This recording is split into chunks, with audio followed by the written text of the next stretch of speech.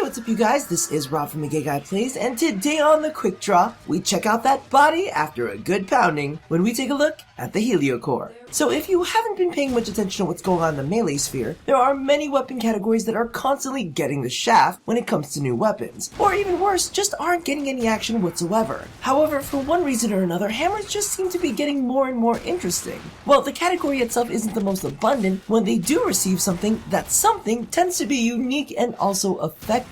From the first cold-based melee weapon featuring very unique energy effects, the Cyber, to the current king of crit, the Fragor Prime. Hammers are definitely getting some serious love, and the Heliocor, without a doubt, is following suit. Now, you can pick up the Heliocor's blueprint from Samaras for 75,000 standing. Just keep in mind that it does require a fully crafted Gamma Core as a part of its component cost, as well as Mastery Rank 9 to craft. Now, if you have no time, nor patience, nor Samara standing, you can always pick it up in the market pre-built, along with the weapon slot and catalyst, for 160 plat. Now, its primary damage type is impact with a small dash of puncture and a pinch of slashing. This makes it absolutely amazing at shatter and corpus shielding, but very little else. With no other meaningful bonuses and a resistance to flesh and clone flesh, be sure to equip the appropriate elemental combo in order to deal the optimal amount of damage. Okay, so to avoid burying the lead, as long as you have a scanner equipped in your gear slot, regardless of whether it's a standard or synthesis, the Heliocor features the very unique function of scanning any and every enemy it kills. If an enemy turns green upon death, it means that the scan has already been completed. If they turn a pale blue, that means that you have added a successful scan to your codex. Note that at the point of this recording, I have received Kavat DNA samples by, as an alter ego of mine would say, smashing that pussy. So feel free to bring this along on your quest to get into those genes.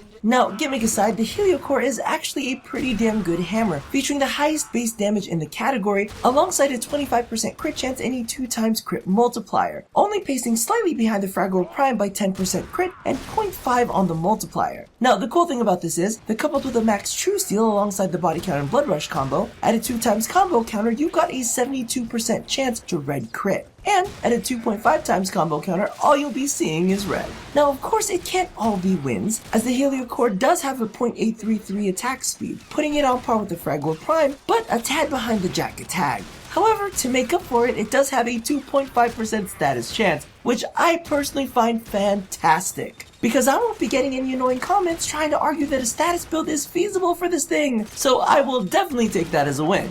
Now, speaking of good things, can we talk?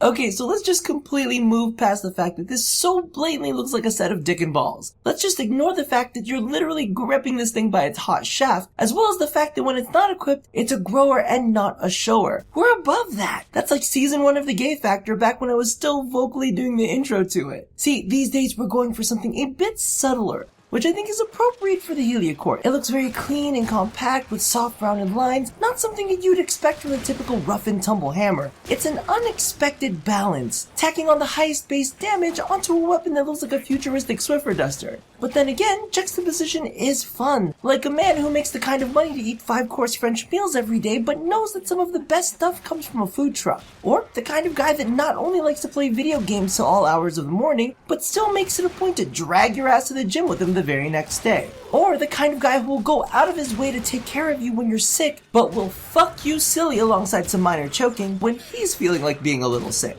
Because while it's nice to be nice, it's also nice to be choked, in all instances aside from the attempt to kill your kind. Now, switching gears to a different kind of pounding, let's get back to the quick draw. So all in all, the Heliocor is outstanding. With an impressive base damage, solid critical stats, and a very unique scanning mechanic, I can definitely see this one getting lots of play. In addition, it also features some really awesome energy effects, including what looks like a bounce pad whenever you ground slam. I think that my only real issue with the weapon is the fact that it is crit-based, yet doesn't come with a single innate polarity, which can be very frustrating when you consider the fact that this has a very high potential of being turned into a syndicate weapon, making some of the less affluent players wonder whether they should invest their Forma into this version. As for me, I'm not a big fan of playing with anything at half-mast. I had no choice but to go all in on this one.